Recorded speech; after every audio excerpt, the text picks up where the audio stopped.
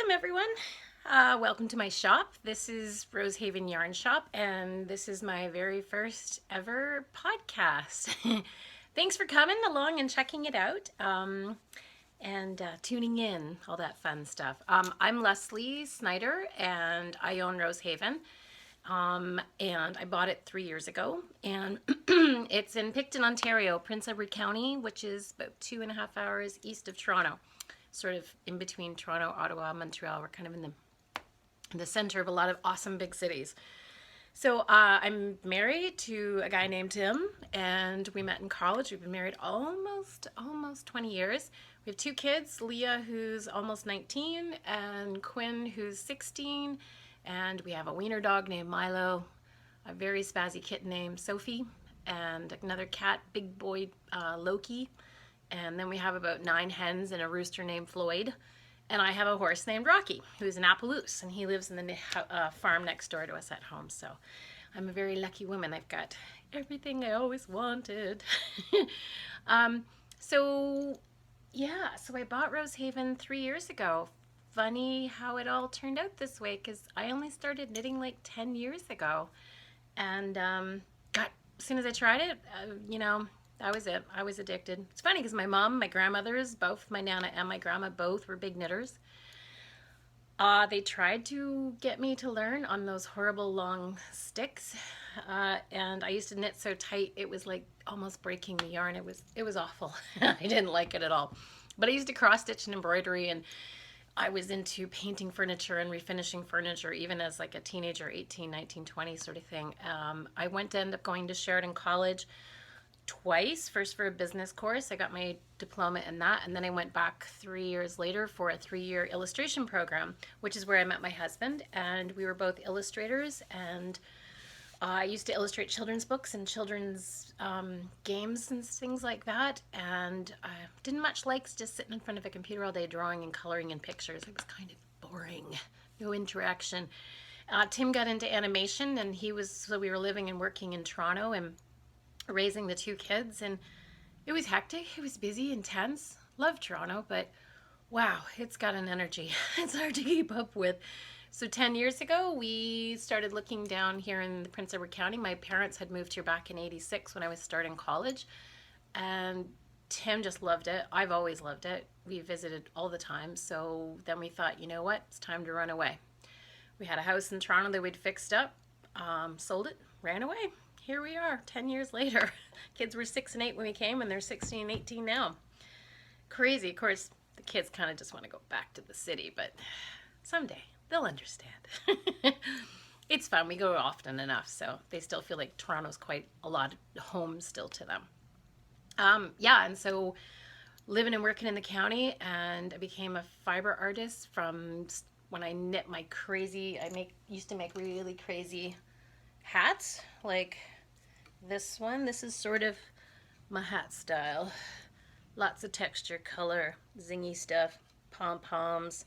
And I used to do ear flaps with the long braids and all kinds of crazy textures and colors and stuff like that. That was always what I was known for. And I was in the Arts on Main Gallery here in Picton as one of the co-op artists, making hats, selling hats. And then I got into felting because, well, you've been labeled a fiber artist, you may as well start exploring the medium. So I got totally into the felting, and at some point in one of these podcasts, I'll show you some of the felting, because I teach classes here. We do Nuno felting and wet felting, needle felting, a little bit of everything. In the basement, I have an entire wall of merino roving in a rainbow of colors. It's awesome. So fiber artists come and get their rovings and stuff from us, and spinners as well.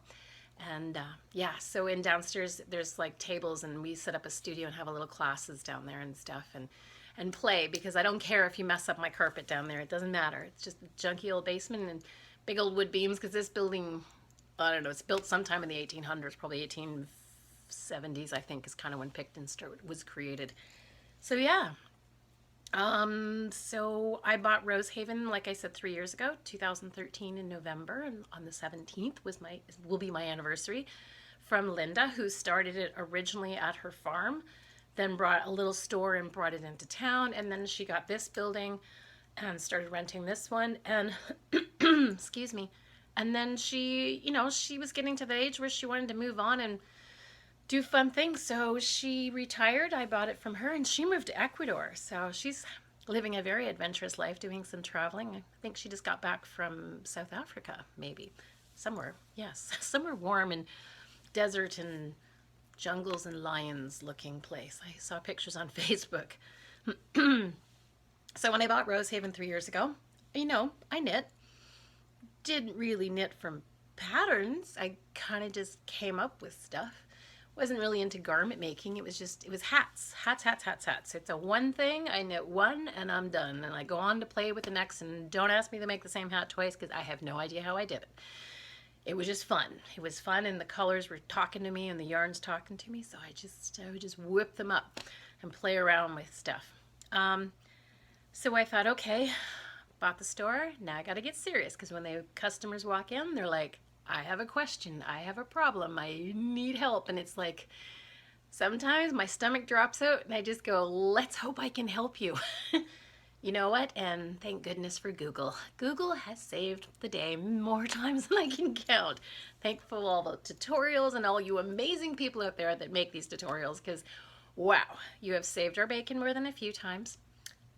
So it's pretty fabulous, and luckily I have good Wi-Fi in here. So yeah, and then I started knitting and reading patterns and learning from patterns, and we started a knit night, and thank God for my knit night ladies. They are the queens of knitting, and they know so much stuff, and they're so happy to share their knowledge, because I'm constantly asking questions. I'm not so bad now, but and we have whole discussions of what the pattern means when they say this, and well, maybe it means this and maybe it means that, because it's like reading Greek sometimes. Sometimes these patterns are like, I don't even know what they're trying to say. And just the other day I was reading one that should have been really straightforward, and I looked up the little acronym and I looked it up in Google. Google said do this, and it was a decrease, but the pattern kept saying the same amount of stitches were supposed to still be there. Could not figure it out. Took it to one of my knit night ladies and went like, what do you read? And she's like, no, that's what I read too. So I went to my mother. She's been knitting forever. And she was great, because she's like, well, just look at the chart. I'm like, I didn't think of looking at the chart. Sure enough, the chart tells me, no, it's not a decrease. They mean this and this. And I think they should have written it out differently, but hey, what do I know? I just don't read it the way I was supposed to read it, apparently. But anyways, when I sew that pattern, I always try to remind people, go by the chart, because this is kind of a little confusing to me, maybe not to you, but yeah. So I've been on a pretty steep learning curve with the store. But oh, I love it. I love it. I love it. I love it. It's so much fun in here. And people come in, they're all excited, and they're going to do their projects, and they're happy, and they're just, there's so much awesome energy in here. It's such a nice place to be. Even when there's a snowstorm and my kids, the bus doesn't run, I still manage to get to work. I have a 4-wheel drive, so I am very safe and very careful, but it's so nice because I have the whole space to myself. And when it's a snowstorm, there are people that need their yarn because the power's out, and they're sitting by the fire and they need something to do. The TV's not working. So yeah, snowstorms are kind of awesome. I just sit in my little couch in the sitting area just up the front of the store and watch the snow out there and watch Netflix all day. No one complains about the movies I've chosen, or the sappy chick flicks. It's awesome. Love it. This is like the best apartment ever. Anyways, so yes, I should move on from chattering too much and getting everybody bored.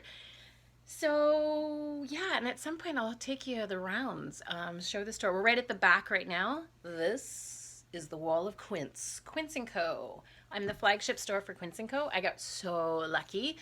I was emailing back and forth with Ryan, who's part of the Quince & Co. company, and they kept saying, nope, we can't fit you in. We can't fit you in, because it's a small mill. They need to be able to supply everybody, but they're worried about having too many people, and then they can't keep up with us and our demand. So they were like, no. And I'm like, yeah, but you've got one store in Canada. One, and it's in Montreal, and it's too far away. And I'm in a little tiny town, but I go to some of the big shows. I said, I'll be perfect for you. he just kept saying, no, but we'll think about it. So I started stalking all his vendors that were in the States. And I noticed one was selling their business, and she wasn't going to be, oh, sorry, she wasn't selling, she was closing. No selling. So her flagship store was going, and I'm like, I want that. Please give me that. I want your store, please.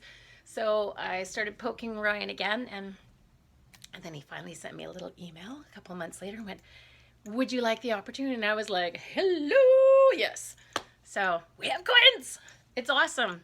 So I have, of course, the linen, sparrow, kestrel, and I have chickadee. I have lark.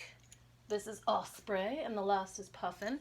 And I got a little bit of finch. I'm just getting into finch because I hear on some of these podcasts, like Eric, Sticks and Twine. Hey, Eric, who's been in my store, and I still haven't met you, but I will. He loves finch, likes working in it, and chickadee. Chickadee's like the #1 most popular. It's a sport weight. Finch is a fingering, all 100% wool. And yes, they will felt, hand wash at all times. And then I also got owl this time, a couple months ago.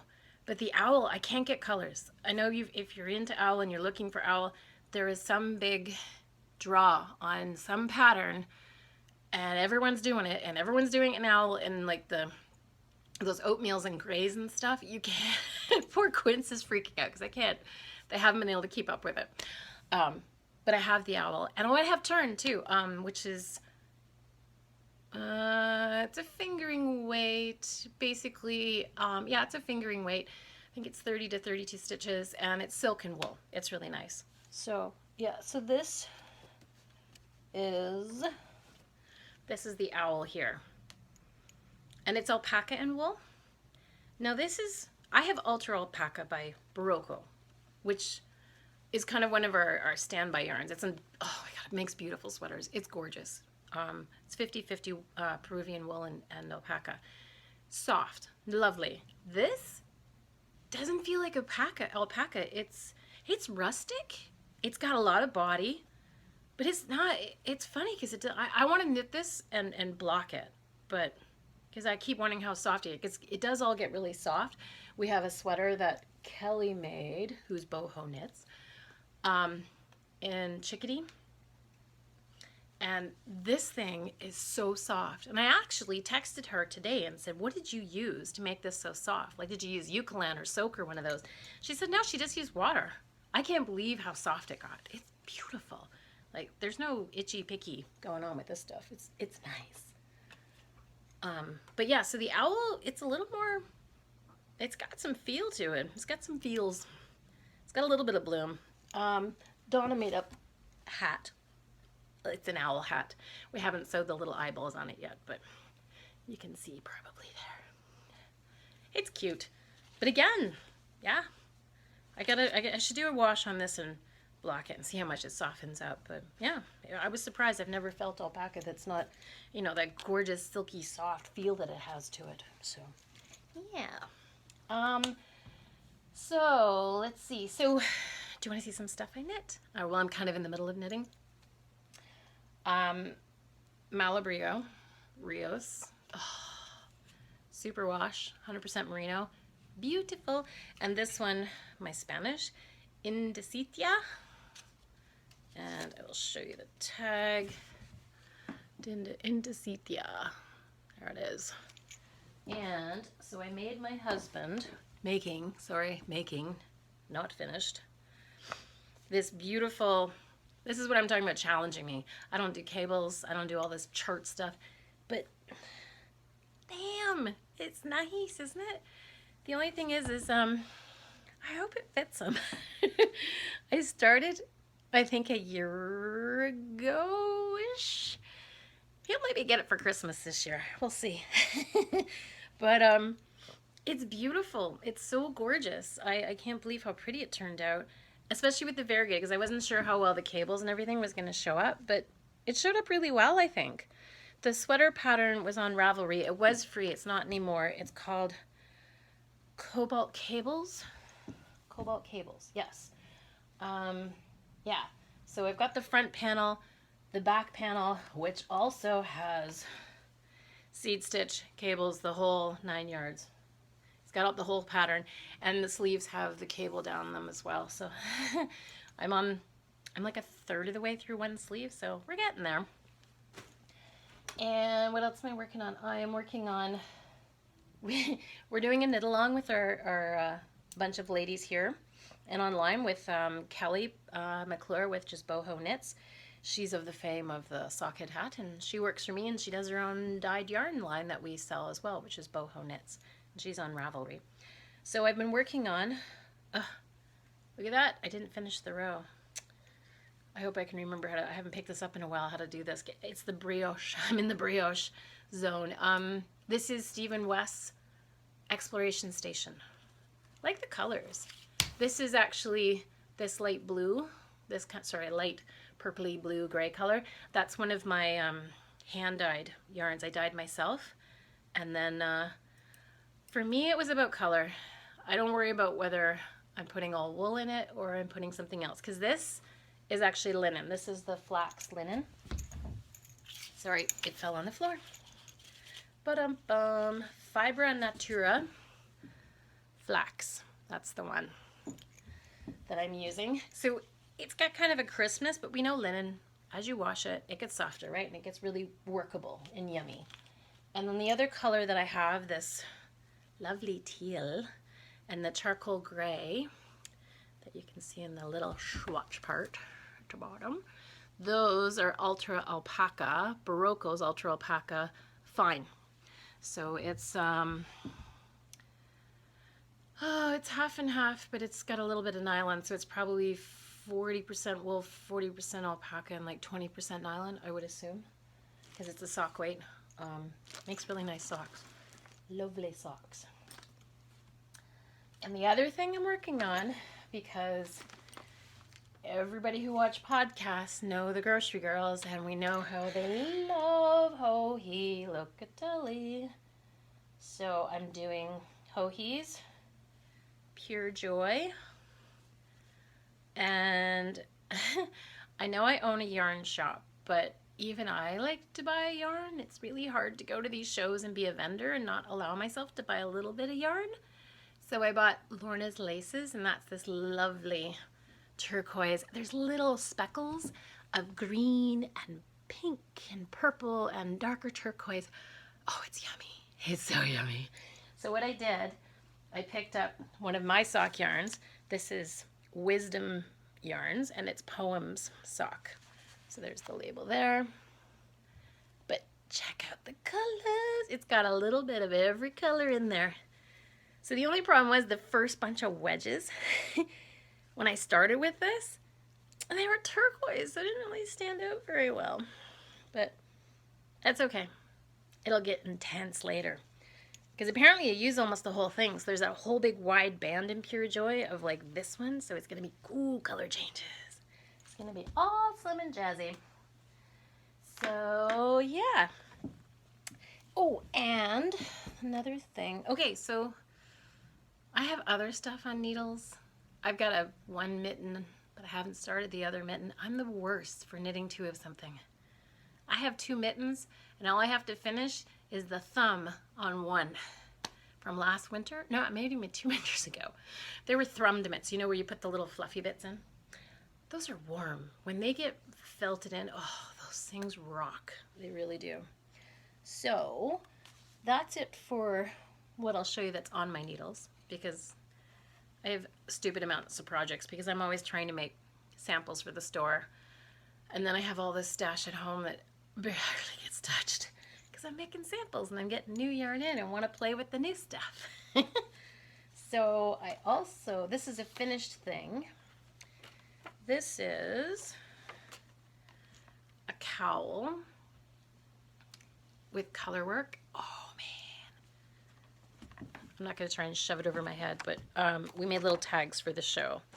It is Inspira is the name of the pattern, kind of without the glare. And I made it with 2 Silk Garden, which is the color changing, the Noro Silk Garden. And then I did the band beside it in Malabrigo. Rios again, super wash. So I practiced knitting in the round doing two-handed stranded, which is basically your continental knitting with this hand, I carried the Rios with this hand and carried the color Noro in this hand, because this hand had to purl, this hand had to knit. I kind of can knit continental. I'm not very good at it, but tell you, after doing this, I got pretty good by the end. But I figured I'll just work on the knitting aspect doing it in continental and not try to complicate it by purling with this hand, because when you're doing the new continental, my purls are super tight and my knits are really loose. My gauge is really wacky. So figured that was the best way. My knits seem to be reasonably good on gauge in continental. So I did this pattern, and it's called Inspira. Now technically, this is a section, those 3 boxes. This is a section, and then there's another 3 boxes. I was supposed to go up another 3 boxes, but okay, the people in the pictures are all these young, hippie, skinny, happy-looking people, and they've got it all draped over their heads, and they're looking all dramatic. All I'm seeing is me wearing it in this big thing, inside out, and flipping over, and I'm like, I don't want to see the inside. So I'm like, no, I'm just knocking off a whole section and doing it my way, because this will fit. This fits. I've tried this on, and it fits.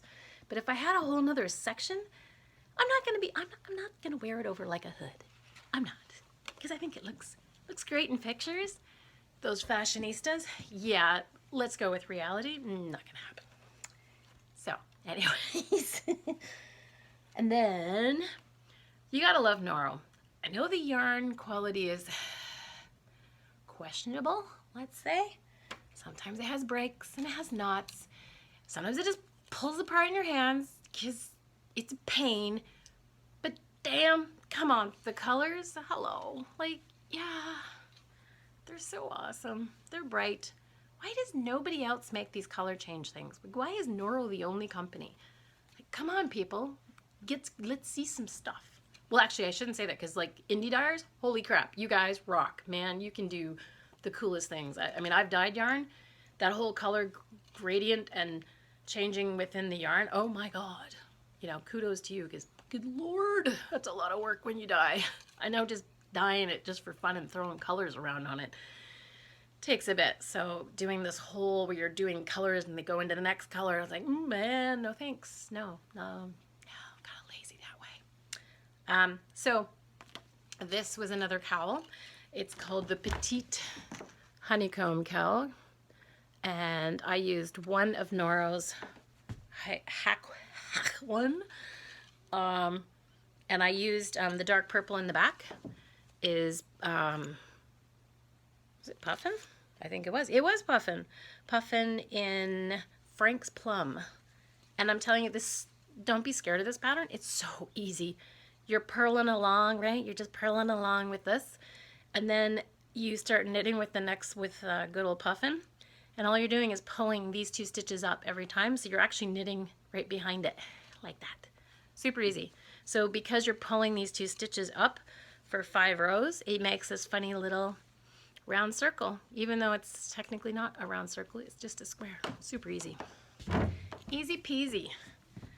Yeah, sometimes when you don't get intimidated by this stuff, sometimes it's super easy. I remember people get, when I tell them, have you tried Magic Loop, when they're trying to find needles? And they're like, oh, I don't know how to do that. It's really easy. They just gave it a funky name. You're just sticking the cable out between needles. Out between stitches. No rocket science here. Someone just gave it a name. We've probably been doing it for years before it was called Magic Loop. So, what else? Okay, so I got some yarn in. I got Ancient Arts.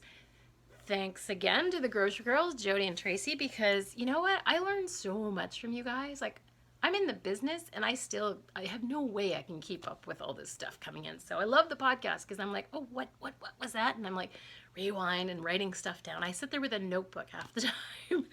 So Ancient Arts, they're from out west. And I think they probably were a small company, maybe 2 women, I think I read somewhere, that just kind of indie dyers, and they have started a big production of this stuff. because I actually bought this through my wholesaler. I've tried to contact them, but I think they're kind of overwhelmed now that the podcasters have put their word out on who they are. I don't think they can keep up with demand. So anyways, I got it from my wholesaler, Diamond. And their colors, so yummy. Like, they're so yummy. That one's called Frolic. And I love when my boxes come in on Tuesdays because my knit night ladies come in and I just leave it in a pile on the coffee table and they all like, and they drool over it all and check it all out. Then there's this one. This is Sierra by Moonlight. And look at it's got some cranberry and like hot red. There's almost a pinky tone to it. Oh, super yummy.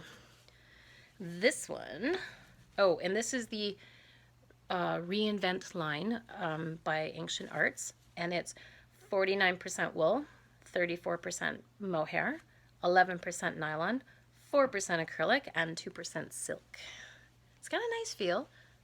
It's not super soft, but I imagine it's going to have a bit of a bloom. It definitely does in the skein from the mohair. So this one, it's like chocolate, but it's a little on the purple side of chocolate. Like, it's neat. So this one's called Eiffel Tower. And then what else we got? Well, this one, I don't know. This one everybody went nuts for. The first day, more than half of it went out the door. This one's called A Road Less Traveled. So it's gray, but it's in the green tones, and there's a tiny, every skein has this dash of turquoise in it. And then there's this red kind of in here too. Someone said it's almost, maybe they called it A Road Less Traveled because it's got roadkill on it. Because of the red. This big splotch of blood in the middle of the pavement. It's like, yeah, because when you open it up, it's a big splotch of red in the middle of the yarn. But when we wound it up, it looked amazing. And it got really kind of blue when we wound it into the cake. It was interesting. And there's that nice kind of almost, it's a warm, like a nutmeg to cinnamon brown in there in the greeny tones. And this one, these colors, I love these colors. It's just, ooh. We've got periwinkle and purple and the greens going into a little bit of like bruised raspberries. Yummy. This one's called Scottish Mist. You can take me to the Highlands anytime. And then they also have, I read this somewhere. Well, I'll show you this one first because this isn't in the category. This is called Irish Linen. So it's a lovely flax kind of color. It's warm. It's lovely. It's got some really nice light heathery gray. Well, it's not gray. It's definitely in the warm brown tones. There's no gray in it.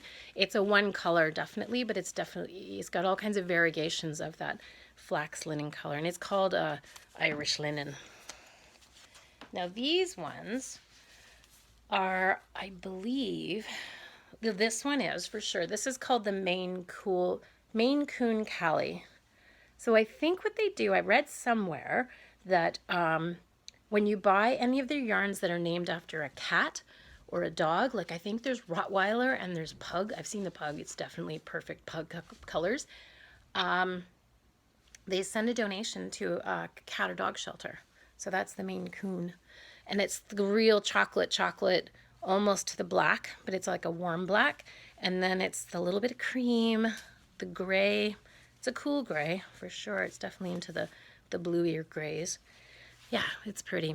And then this one is called Fog Warning. And this one, yeah, it's kind of the perfect color of fog. It's got that nice, cool, cold, wet gray, like, yeah, it's beautiful. It's like the lake when there's a big storm and dark clouds overhead. It's all those colors. It's gorgeous. Yummy. So I also have, at Rosehaven, I host 2 knitting retreats. One in April that everyone gets together at Jackson Falls Country Inn, which is this really cool inn that's been built around the old original schoolhouse from the 1800s. So there's still the blackboards and walls and stuff. It's great. So we all go and stay there in April. and we call it the Knit Away Weekend. And we knit, we eat, we drink, we hang out, we go for walks.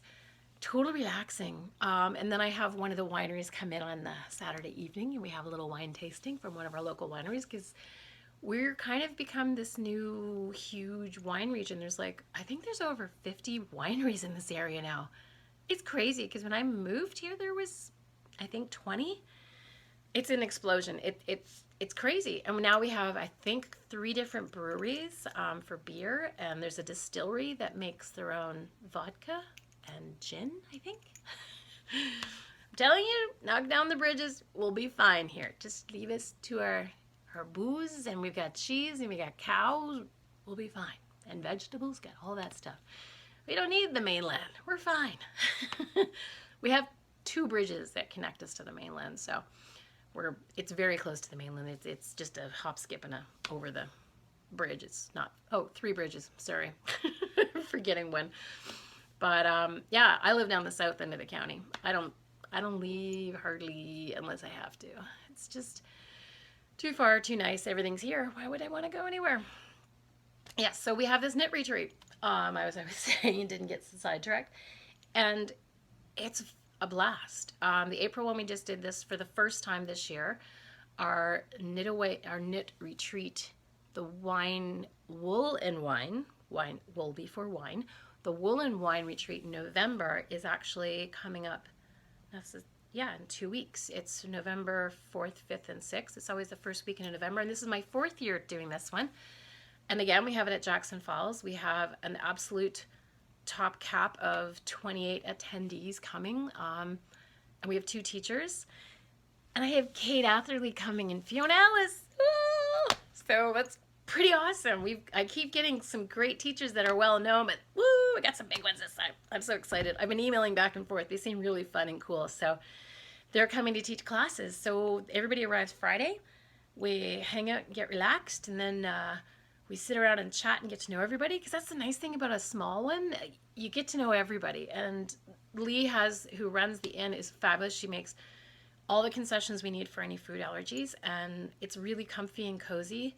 And we sit by the wood stove and knit in the evenings. And then Saturday we have class in the morning, and I have a couple other vendors that come, like Pearl and Jay, who's Joan and has her awesome big yarn truck that was built out of an old fire truck. She comes down on Saturday, and I have a couple other vendors coming.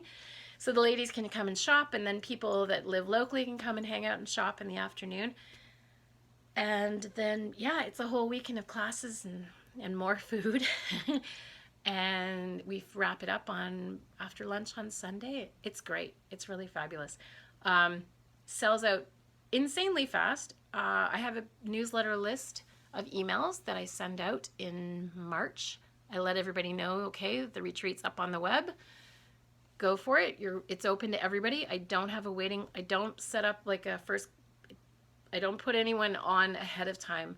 It goes on the web, and everyone gets first shot at it. So I try to make it really open, so we don't have the same people coming, and people are always the same people excluded. Everyone gets a first chance thing at it. We sold out in 8 hours this year. It was crazy. My husband and I think I sent the emails out at 5 o'clock, and by midnight we were freaking out, and we had to stay up and keep track so we could shut it down as soon as the last one sold. It was something else, boy. So yeah, everyone, I don't know if it was the teachers or what, but everyone sure enjoys it. I've had nothing but huge, happy, satisfied customers from that retreat. So if you want to try and get on the newsletter list, just send us an email to the website, rosehavenyarn.com, and we will put you on the newsletter list so you can be on the hit list if you want to try and sneak in onto the retreat for next year. There is openings of the April knit away one. There's still openings now, so there's room for that one. No problem. Yeah, so I didn't do it, did I? Ravelry, I am Artsy Mum. We also have the Ravelry group, Rosehaven Yarn Shop. Rosehaven Yarn Shop has the Facebook page, and we also have rosehavenyarn.com as our website. Instagram, I'm Rosehaven again. Yeah, so that's probably kind of, I think that's all I can think of that we need to go through. I've got a bunch of the quinces on our website to sell online. We do have a shopping thing. I have tons of other yarn that isn't on the website. I have tools, I have merino, and I have a pretty big range. Most of the needles I use that we sell are Knitter's Pride, which I love. They're great. They've got a nice point. They've got a nice smooth connection to the cables because I don't knit on sticks. I don't like those sticks. They're awkward. I still can't knit on those sticks. If someone had given me the fixed circulars when I was a kid, I would have been working it, man. I would have been knitting forever.